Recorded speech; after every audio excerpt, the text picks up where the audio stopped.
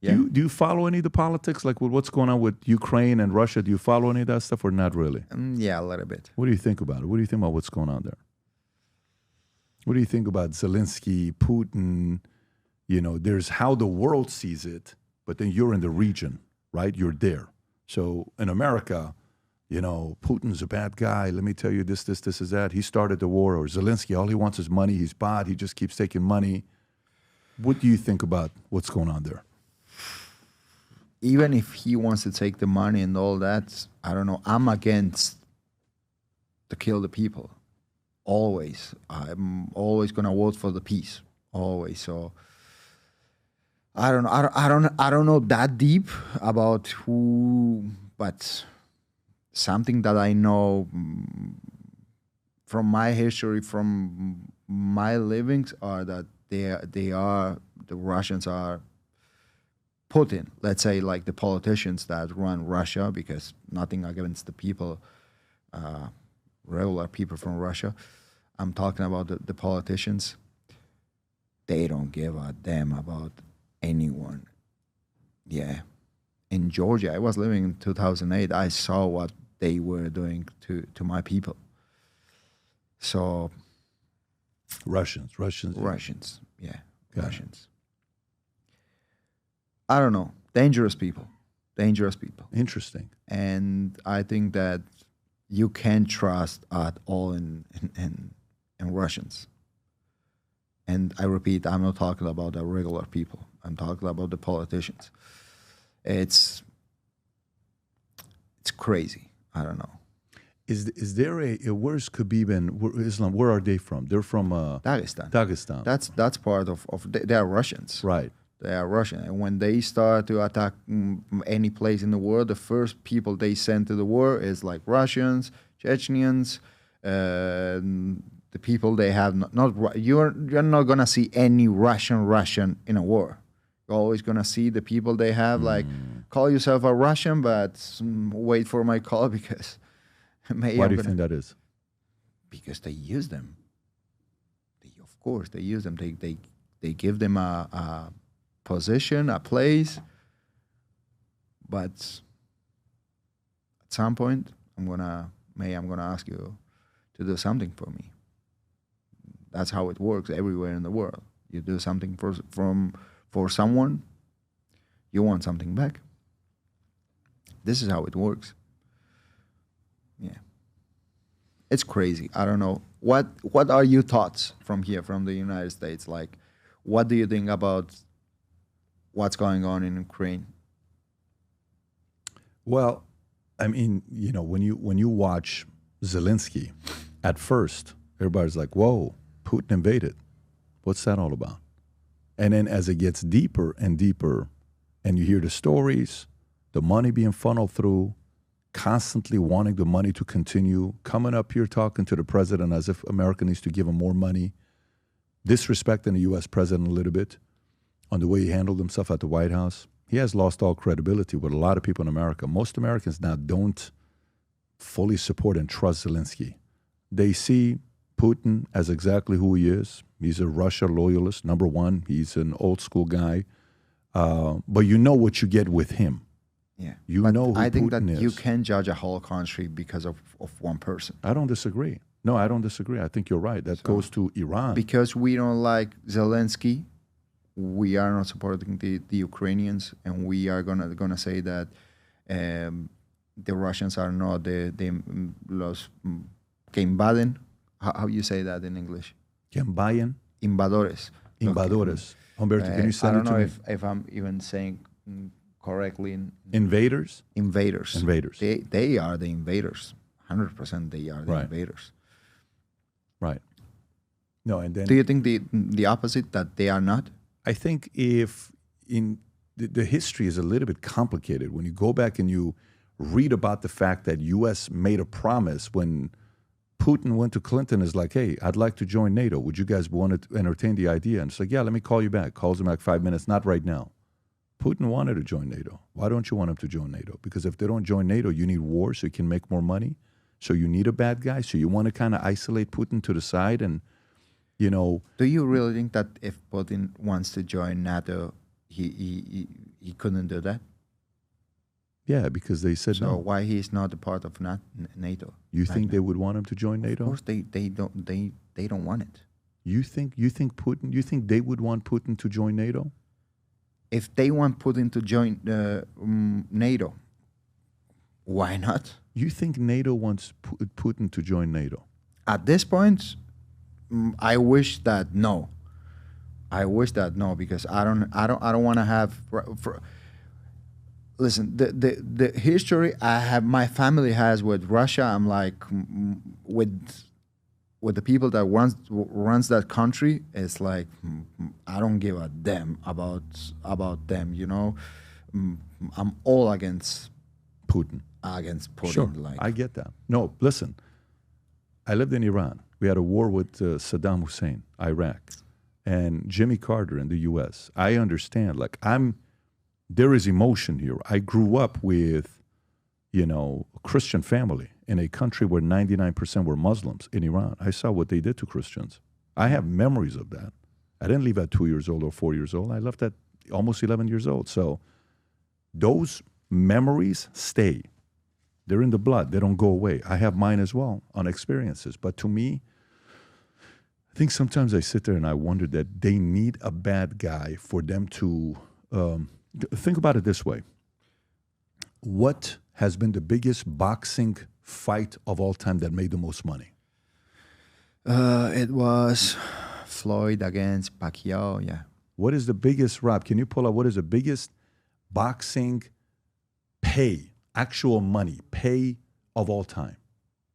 You know who? I think it's Conor against... okay, and what you want to tell me with I'm going to tell you the point I'm making to you here. That's number one. Okay. So number 6 is go back up, Rob. 6 is De La Hoya against Mayweather. Good fight. Go to the next one. Okay. Floyd, Canelo. Go to the next one. Both of those, he made fun of him because he would wear the Cinco de Mayo. Conor McGregor, who's that fight with? Is that with Mayweather? Yes. Okay, what's the next one? And then Pacquiao. Okay, that's one of them. And then Mayweather again with Pacquiao. What's the first one? I'm actually curious now. What's the first one? Who's that with? Is that Conor? Mayweather, McConnor. Okay. So Conor. do you remember $275 million, $1 billion in earnings, one fight? Yeah. Okay. $1 billion in earnings, one fight, right? Okay. The reason why this did so well is because everybody was convinced they hated each other. They needed an enemy. Okay. Okay. So, my opinion, Ilia, there's a lot of money being made when there's wars. Who makes money? Weapons. Things, a lot of good weapons being sold. If there's no war, they don't make money. Like, just like in UFC, if there's not for example, what's going to get more eyeballs? You against Charles or you against Islam? Yeah. Of course. Why? Because it's more personal. Dagestan against Georgia are you kidding me? That could be but why? Because it's emotion. It's here. So then people are going to come and see more pay-per-view. Money's going to be made. Of course. It's a great business model. I totally get it. End of the year, John Jones against Aspinall, right? Everybody wants to see that heavyweight fight to see if it's going to take place or not. John wants money for it because it's probably going to be his last fight. If that happens, that fight's going to be insane, right? Okay. If all of a sudden Putin's in NATO and there's peace in the world and no issues, how do you sell stuff? Who made money with Ukraine and Russia, the war? Who makes money when there's this stuff with Israel, Iran, Hamas? Who makes money when Iran and, Iraq or Afghanistan? Who made money? These guys that make weapons. It's a business model. So I think a part of it is, yes, Putin is a loyalist to him, KGB background. I know his background, what his loyalty is to. But I'm also not naive to believe that there's people in the back that go like this. Hey, Ilia, let me tell you what he said about you. Hey, let me say what he said about you. And they're poking you, right? Yeah. To upset you. Why? Because it sells more. So they can't have all these guys get along because then those guys don't make money. And these are big contracts. Do you know who's the first company that came in on the contract with Ukraine after all the damages that happened in Ukraine? Did you see a company came out and they got a $400 billion contract to fix Ukraine? The Rockefellers? No. Right here. So you hear the story about BlackRock announces new investment initiative to rebuild Ukraine. Okay. Well, why rebuild it? Why rebuild it? So, but you need war to rebuild. Of course. You need damages to rebuild. So I am just as careful with the money people that want to see war as I am with world leaders like Putin, Xi, all the other guys. Both of them you have to be careful with. So so you believe that they do it because of the business? Of course. Okay. Not Putin. Putin is here. Putin I think that believes. it goes a little bit more far than only sell weapons. For who though? For Putin? Yeah, for Putin and for the United States and for everyone that has the weapons to sell. Maybe let me explain it a different way to you. Khabib against Conor, the fight. Who fought for money? Who fought for heart? For money, Conor. For heart, Khabib. Okay. So Putin against the people that sell weapons. Yeah. Who's fighting for his country? Who's fighting for money? See, that's the difference. Yeah, but I'm not very agree with that because I don't think that he is looking only for the weapons. You know what I mean? How many people dies in the war? Like I don't know, 200,000. How much weapons they need? I don't know. How much money is that in total? No, but how much money did they spend in the weapons in the war with Ukraine? A lot of money. It's in the billions on top of billions. And I'm not talking about Russia or Ukraine. I'm talking about all the people that make those weapons. Okay. The General Dynamics, you can list the name of the companies that these guys that sell the weapons. That's a business model. Do you know who Eisenhower is? No. The president of U.S. Eisenhower? No. Okay, so when he was... Show me the face, maybe. He was a former general. Many years ago. This is before my time and your time. This was a long time ago. So this guy died in 1969. I was born in 78. So this is before my time. When he was done, this guy was he a 4-star general, Rob, or a 5-star general? Can you go a little bit lower? 5-star. He was a 5-star general. I mean, Ilia, you know what 5-star is like?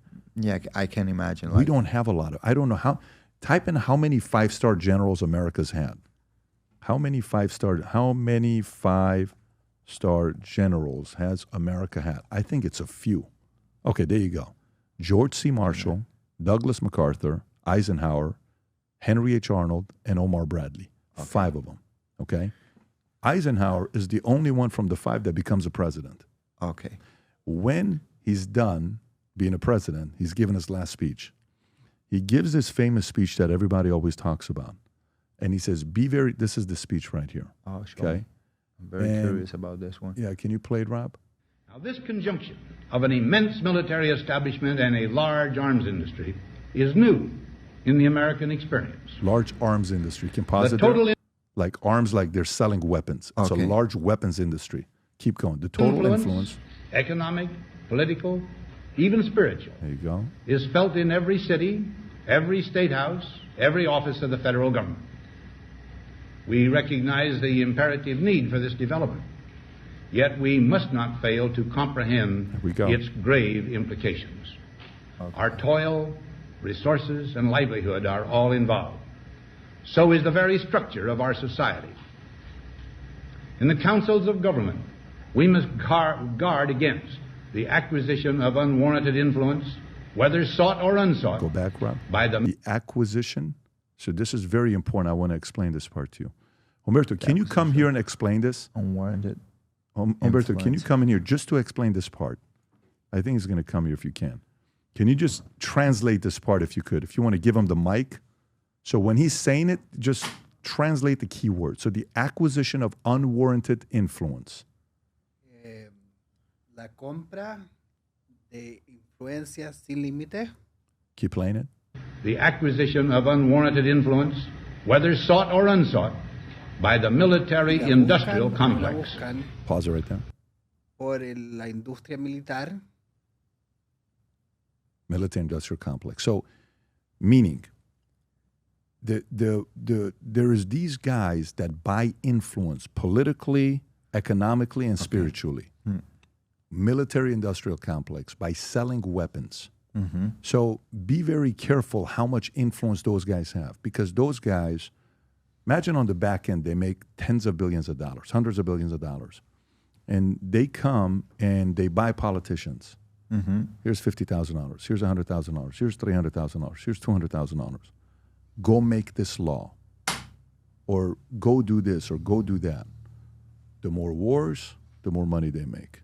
Okay. So he's saying when he's done being a president, as a 5-star general, be very careful with these companies that are going to use their money economically, politically, and spiritually to create and start wars. All the narratives. Yeah, so we just, to me, I used to think this way. You know how you grow up, you think everything they taught you in school. You know how you said, like, the earth is flat? What did you say? I don't care if the earth is flat or not. But there's certain things we're taught, right? And then later on, you're like, man, I don't know about that. I don't know about this. I don't know about this. And then, you create your own opinions as you're going through it. There's the core belief, there's the values, there's family, there's pride, there's faith, there's God, there's all of that stuff. But sometimes you got to be, when people are wanting to poke the bear, don't get me wrong. Did Putin take advantage of the fact that a weak leader was in America, like Biden? Yeah, of course he took advantage of it. Nowadays, more than ever, the brand you wear reflects and represents who you are. So for us, if you wear a Future Looks Bright hat or a Valuetainment gear, you're telling the world, I'm optimistic. I'm excited about what's going to be happening, but you're a free thinker. You question things. You like debate.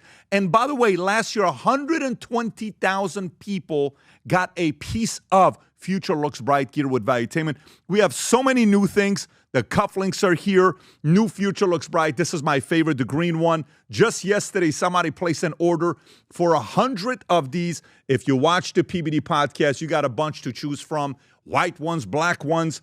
If you smoke cigars and you come to our cigar lounge, we have this high quality lighter cutter and a holder for the cigars. We got sweaters with the Valuetainment logo on it. We got mugs. We got a bunch of different things.